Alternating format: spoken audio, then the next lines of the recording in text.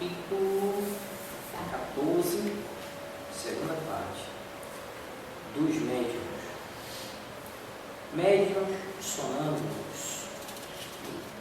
O sonambulismo pode ser considerado como uma variedade da faculdade medianímica, ou melhor dizendo, são duas ordens de fenômenos que, com muita frequência, se encontram reunidas.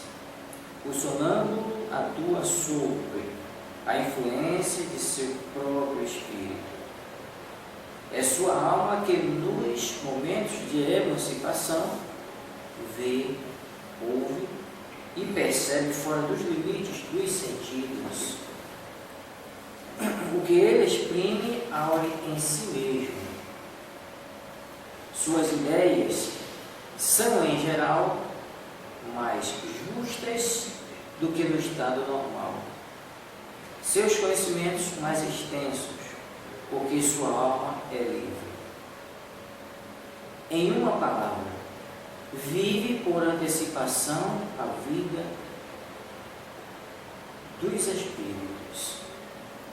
O médium, ao contrário, é instrumento de uma inteligência estranha.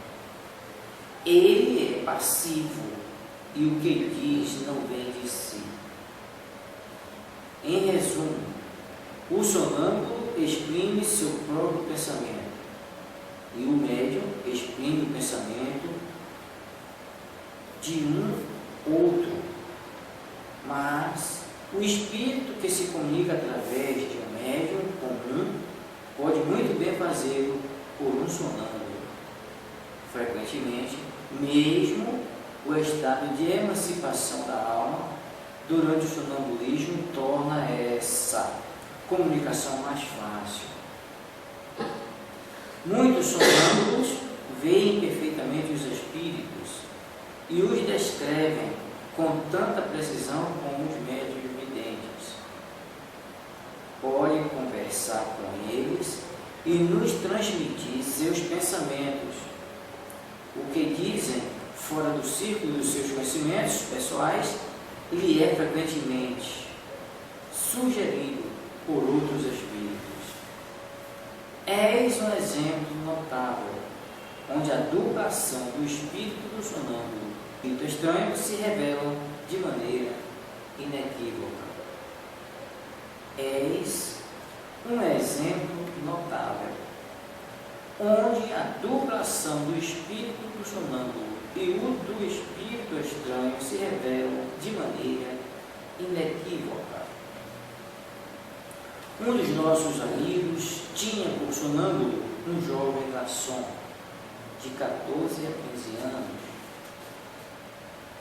e de uma inteligência muito vulgar e de uma instrução extremamente limitada. Entretanto, em sonambulismo, deu prova de uma lucidez extraordinária e de uma grande perspicácia. Excedia, sobretudo, no tratamento das doenças e fez um grande número de curas consideradas como impossíveis. Um dia, deu uma consulta a um doente do qual descreveu o mal com uma exatidão perfeita. Não é tudo, disse-lhe, trata-se agora de indicar o remédio. Não posso, respondeu, meu anjo doutor não está aqui. Que entendeis por vosso anjo doutor? O que me ditam os remédios? Não sois vós, pois, que vedes os remédios? Oh, não, pois que já vos disse que é meu anjo doutor quem nos dita. Assim, no sonâmbulo, a ação de ver o mal era por conta do seu próprio espírito que, para isso, não tinha necessidade de nenhuma assistência. Mas a indicação dos remédios lhe era dada por um outro. Esse outro, não estando lá, ele nada podia dizer. Só não era senão sonâmbulo, assistido por aqueles a quem chamava de seu anjo doutor. Era sonâmbulo médium. A lucidez sonambúlica é uma faculdade que se prende ao organismo e que é totalmente independente da elevação, do adiantamento e mesmo do estado moral do indivíduo. Um sonâmbulo pode, pois, ser muito lúcido e ser incapaz de resolver certas questões se seu espírito é pouco avançado.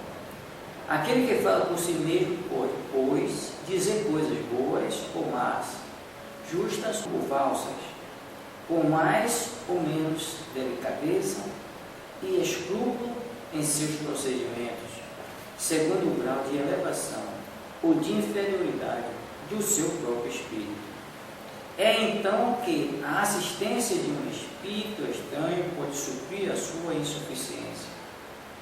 Mas o sonâmbulo pode ser assistido por um espírito mentiroso, leviano ou mesmo mau, também quanto os médios. É aqui, sobretudo, que as qualidades morais têm uma grande influência para atrair os bons espíritos. Vê o livro dos Espíritos, Sonambulismo, número 425. E aqui adiante o capítulo sobre a influência moral do médium. Médiuns curadores. Não falaremos aqui senão, por memória, desta variedade de médiuns, porque este assunto exigiria desenvolvimento muito extenso para o nosso plano. Aliás, sabemos que um médico de nossos amigos se propôs tratá-lo de uma obra especial sobre a medicina intuitiva. Diremos somente que esse gênero de mediunidade consiste principalmente no dom que certas pessoas têm de curar pelo simples toque, pelo olhar, por um gesto mesmo, sem o concurso de nenhuma medicação. Disse-a, sem dúvida, que isso não é outra coisa do que o magnetismo. É evidente que o fluido magnético desempenha aqui um grande papel, mas quando se examina este fenômeno com cuidado, pode-se reconhecer sem esforço que há alguma coisa a mais. A magnetização comum é um verdadeiro tratamento continuado, regular e metódico. Aqui as coisas se passam muito diferentemente. Todos os magnetizadores estão mais ou menos aptos a curar, se sabe portar-se convenientemente, ao passo que nos médiuns curadores a faculdade é espontânea, e alguns a possuem mesmo sem jamais ter ouvido falar do magnetismo. A intervenção de uma potência oculta que constituía a mediunidade torna-se evidente em certas circunstâncias, sobretudo quando se considera que a maioria das pessoas que se podem, com razão, qualificar de médiuns, curadores, recorre à prece, e é uma verdadeira vocação. Vê atrás, número 131. Eis as respostas que nos foram dadas às questões seguintes, dirigidas aos espíritos sobre este assunto. Primeiro, podem-se considerar as pessoas dotadas do poder magnético como formando uma variedade de médiuns? Resposta: disso não podeis duvidar. 2. Entretanto, médiuns é um intermediário entre os espíritos e o homem. Ora, o magnetizador, aurindo sua força de si mesmo, não parece ser intermediário de nenhuma potência estranha. É um erro. A potência magnética reside, sem dúvida, no homem, mas é aumentada pela ação dos espíritos que chamam em sua ajuda. Se tu magnetizas para curar, por exemplo, e evoca-te um bom espírito que se interesse por ti e pelo teu doente, ele aumenta a tua força e tua vontade, dirige teu fluido e lhe dá as qualidades necessárias. 3. Há, entretanto, muito bons magnetizadores que não creem nos espíritos. Pensas, pois, que os espíritos não atuam senão sobre aqueles que creem neles? Os que magnetizam pelo bem são circulados pelos bons espíritos. Todo homem que tem o desejo do bem os chama sem isso desconfiado, do mesmo modo que pelo desejo do mal e as más intenções chama os maus. 4. Aquele que, tendo a força, crendo na intervenção dos espíritos, agiria mais eficazmente, faria coisas que considerais como milagres. 5. Certas pessoas têm verdadeiramente o dom de curar pelo simples contato, sem o emprego de passes magnéticos. Seguramente, não tens numerosos exemplos? 6ª pergunta. Nesse caso, a ação magnética ou somente influência dos espíritos? Uma e outra. Essas pessoas são verdadeiros médiuns, uma vez que agem sob a influência dos espíritos. Mas isso não quer dizer que sejam médiuns escreventes, como o entendeis. 7. Esse poder pode se transmitir? O poder, não, mas o conhecimento das coisas necessário para exercê-lo quando se o possui. Tal não duvidará que tem esse poder, se acreditar que ele foi transmitido. 8. Podem-se obter curas somente pela prece? Sim, algumas vezes, se Deus o permite. Mas pode ser que o bem do doente seja sofrer ainda, e então credes que vossa prece não foi escutada. 9. Há para isto fórmulas de preces mais eficazes umas do que as outras? Só a superstição pode ligar uma vontade a certas palavras.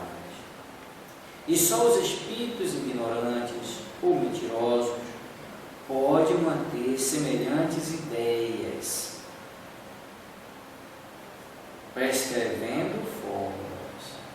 Entretanto, pode ocorrer que, para as pessoas pouco esclarecidas e incapazes de compreenderem as coisas puramente espirituais, o emprego de uma fórmula contribua para lhe dar confiança.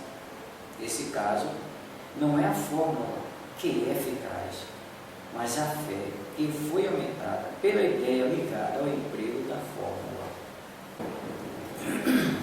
Médiuns pneumatógrafos. Dá-se esse nome aos médiuns aptos a obterem a escrita direta, o que não é dado a todos os médiuns escreventes. Esta faculdade, até o presente, é muito rara. Se desenvolve provavelmente pelo exercício, mas, como já dissemos, sua utilidade prática se limita a uma constatação patente da intervenção de uma potência oculta nas manifestações. Só a experiência pode fazer conhecer se a possui. Pode-se, pois, experimentar e também se pode perguntar ao espírito protetor por outros meios de comunicação, segundo a maior ou menor potência do médium, obter-se simples traços, sinais, letras, palavras, frases e mesmo páginas inteiras. Basta ordinariamente colocar uma folha de papel dobrada em um lugar qualquer, ou designado pelo Espírito durante 10 minutos ou um quarto de hora, algumas vezes mais. A prece e o recolhimento são condições essenciais. Por isso, pode-se esperar como impossível a obtenção de alguma coisa em uma reunião de pessoas pouco sérias, ou que não estejam animadas de sentimentos simpáticos e benevolentes. Vê a teoria da escrita direta, capítulo 8, Laboratório do Mundo Invisível, número 127 e seguinte. E capítulo 12, Pneumatografia. Trataremos de modo especial dos médios escreventes nos capítulos seguintes. Correção. Médiuns Curadores 175. Unicamente para não deixar de mencioná-la, falaremos aqui desta espécie de médiuns, porquanto o assunto exigiria desenvolvimento excessivo para os limites em que precisamos ater-nos. Sabemos, ao demais, que um de nossos amigos, médico, se propõe a tratá-lo em obra especial sobre a medicina intuitiva. Diremos apenas que este gênero de mediunidade consiste, principalmente, no dom que possuem certas pessoas de curar pelo simples toque, pelo olhar, mesmo por um gesto, sem o concurso de qualquer medicação. Dir-se-á, sem dúvida, que isso mais não é do que magnetismo. Evidentemente, o fluido magnético desempenha aí importante papel, porém, quem examina cuidadosamente o fenômeno sem dificuldade reconhece que há mais alguma coisa. A magnetização ordinária é um verdadeiro tratamento seguido, regular e metódico. No caso que apreciamos, as coisas se passam de modo inteiramente diverso. Todos os magnetizadores são mais ou menos aptos a curar, desde que saibam conduzir-se convenientemente, ao passo que nos médiuns curadores a faculdade é espontânea e alguns até a possuem sem jamais terem ouvido falar de magnetismo. A intervenção de uma potência oculta, que é o que constitui a mediunidade, se faz manifesta, em certas circunstâncias, sobretudo se considerarmos que a maioria das pessoas que podem, com razão, ser qualificadas de médiuns curadores recorre à prece, que é uma verdadeira evocação, veja-se atrás o N. 131. 2. Correção. Nona. Haverá para isso algumas fórmulas de prece mais eficazes do que outras. Somente a superstição pode emprestar virtudes quaisquer a certas palavras e somente espíritos ignorantes, ou mentirosos podem alimentar semelhantes ideias, prescrevendo fórmulas. Pode, entretanto, acontecer que, em se tratando de pessoas pouco esclarecidas e incapazes de compreender as coisas puramente espirituais, o uso de determinada fórmula contribua para lhes infundir confiança.